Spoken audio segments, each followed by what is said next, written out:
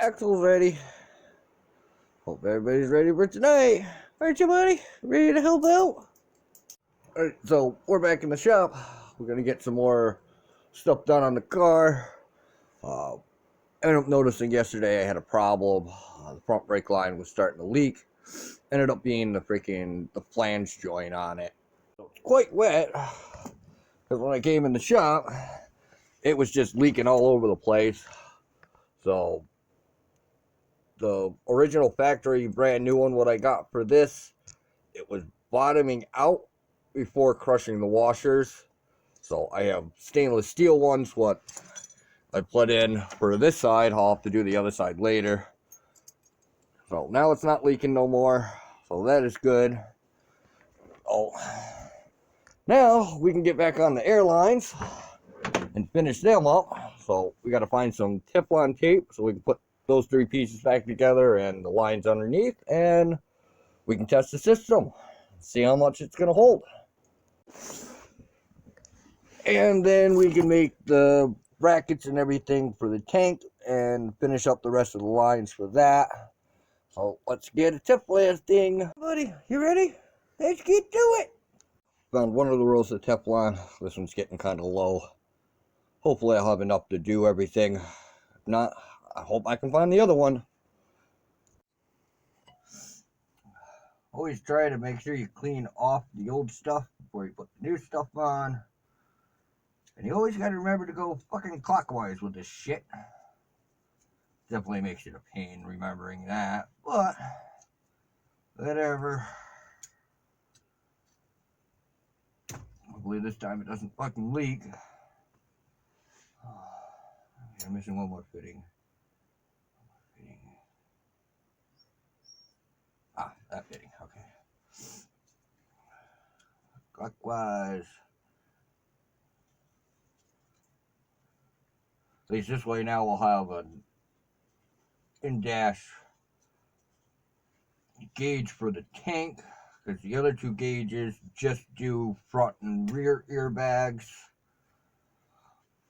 What could be a pain, because then you never know how much is in your tank itself. So we'll end up running an extension for this one for airline anyways.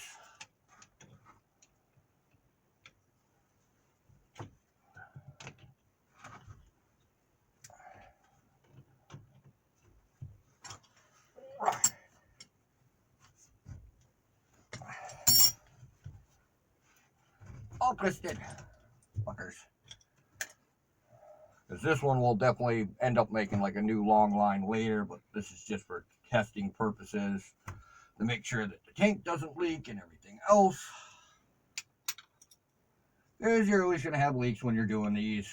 I know I have, I think, 2 leaks in the front bags now, but I can't find, even if I sprayed it with soap and water, it's still seeping. I think it's actually just the stupid freaking airbags. Of course, the gauge is upside down. Oh well.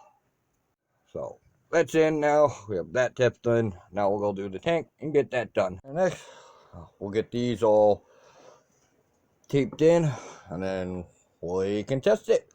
Oh no! I ran out. That's all you got left. We still have a couple more pieces to tip. I mean, that one on, and we got the bottom one on. So let's see if we can find some more. Oh, we found another roll. Luckily, it's tucked in the toolbox in the corner, so we'll get the rest of these fitted. Alright, so we got them all set up, so we'll grab the black hose, get it plugged into the compressor over there, get it plugged in, and plug this into the car. And then we'll put all the wheels back on and set it back down on the ground, and then we can test the air.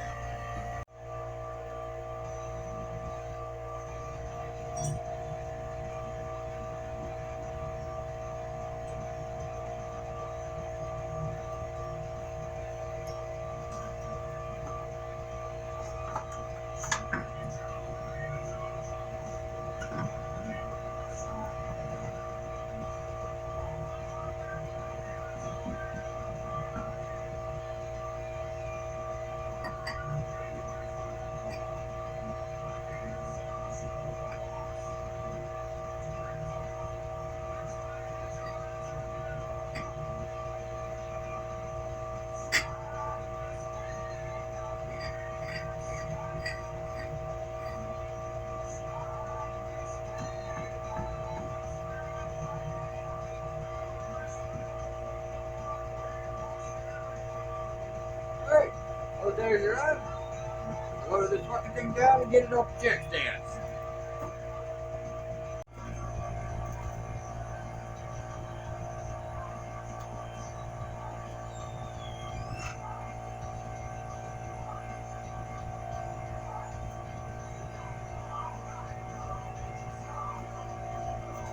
Of course, you can't get the jack out from underneath the front of the car until we can air it off. Alright. There you upside down. About 120, you're getting there. I got no leaks right there right now. Let's see.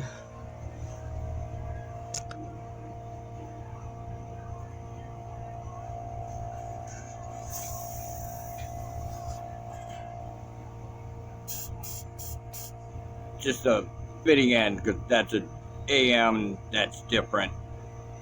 But I have no leaks anywhere, so we were good so far. I mean, either way, I still have to add one more of these keys because I still need to have like a bleed valve so I can fill the tank up from outside the car in case the compressors go down for some reason, and I think one more fitting on it for something else. But right now we're just going to use this one because there's a three-way of these what will be going on the end for all three compressors to plug into. But for right now, this is just so we can test the tank, make sure it's not leaking. So we're building pressure.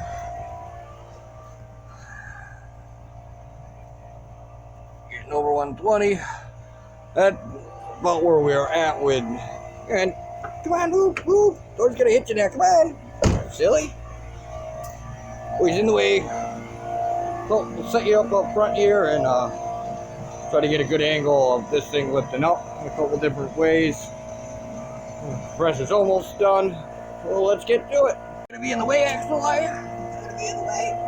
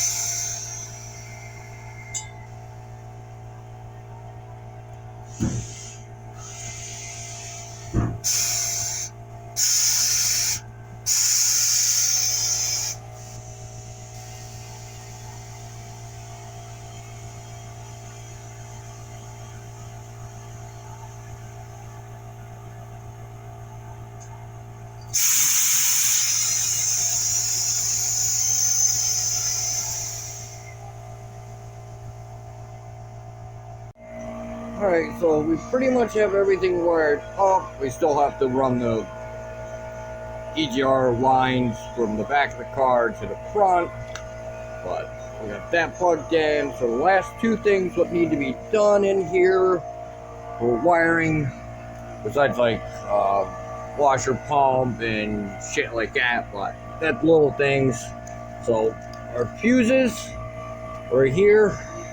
I've got 2 of these would have to be put in, so we still have to get bolts and bracket, make a little bracket for those so they sit there in this underneath firewall piece, and then we can start doing the last of plug and play wiring for the steering column and everything else. We got to put the top of the vents back in the dash, and then we can start running the rest of the wires for like the heater controls and all that stuff. Where we at pressure 140, getting there. 10 more pressure. Come on, watch your head. Come on. Car's not that high anymore, buddy. So we are pretty close.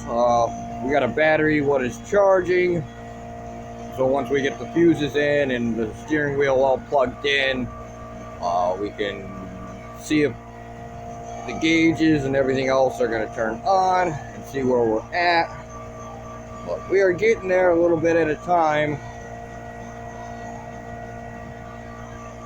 Such a big piece of work I've been doing on. Can't believe this thing has taken me almost 2 years. Of course, now with this whole coronavirus fucking shit, I don't have any work until work starts again. So I gotta wait until we get money, and I'm running out of money. But I can just keep chugging away for what materials and stuff I have here. Oh yeah, throttle cable. I'm gonna have to make a spacer plate for it so the gas pedal works properly with it, because that cable is way too long for the factory Ford compared to how I have the pedals and stuff set up inside the car. But everything so far should work. Radiator fluid and stuff isn't leaking. Of course, we won't really know until we start the car and the system starts pumping it. I think we have finally gotten the brakes to stop leaking. I think all my fittings are finally tight. I mean, you can see the jack stand where it was leaking for the rear. That was one of the bolts I forgot to tighten. But everything is good so far, so hopefully soon we'll be able to air the car up the rest of the way. We did get the jack out from underneath it. Just this front end is so freaking heavy that the 2,500 pound bags I picked for the front I don't think are strong enough, or at least for airflow purposes. So I might have to upgrade them later when we can get them. But it's getting there. Soon we'll be getting on all the fiberglassing and everything else, and a whole bunch of sanding and shit still to do. We need power anyway, so we can finish molding in the taillights and everything. The 2 different fog lights, the markers. Yes, hello, asshole! And then, say we'll have to wire the fans up on the switch. Windshield wiper fluid on a switch. And little miscellaneous things here and there still. Well, let's check our air and see where we're at.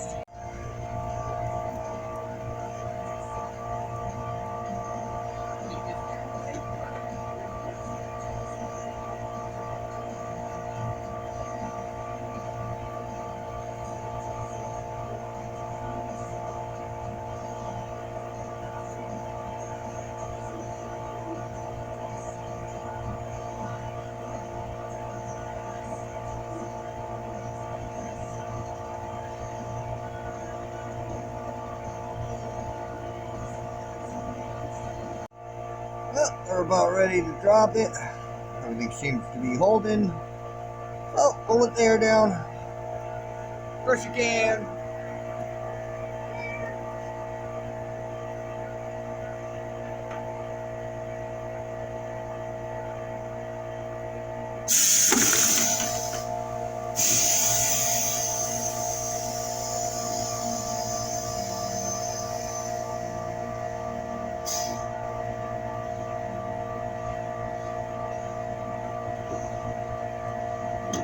I think we crushed the can pretty good. Push! we'll air it out one more time, and we'll let it sit overnight. Let's see what lets go. I know, pretty sure it's the two front bags that are leaking. The bags themselves, not the fittings or the lines. Everything else is not leaking. From what I can see when I'm spraying down everything with water, I think it's just the bags themselves are bad. But tank is holding. I mean, granted, I'm not at 200 psi because I don't have that kind of pressure in the shop, but it is holding at, what do we have in the tank? And Axel loves the car. What do we have? A little over 140. Probably like 143, 145, probably somewhere around there. Gauge does go up to 200. That's what I have this air ride system set for pressure because of the weight of the front of the car.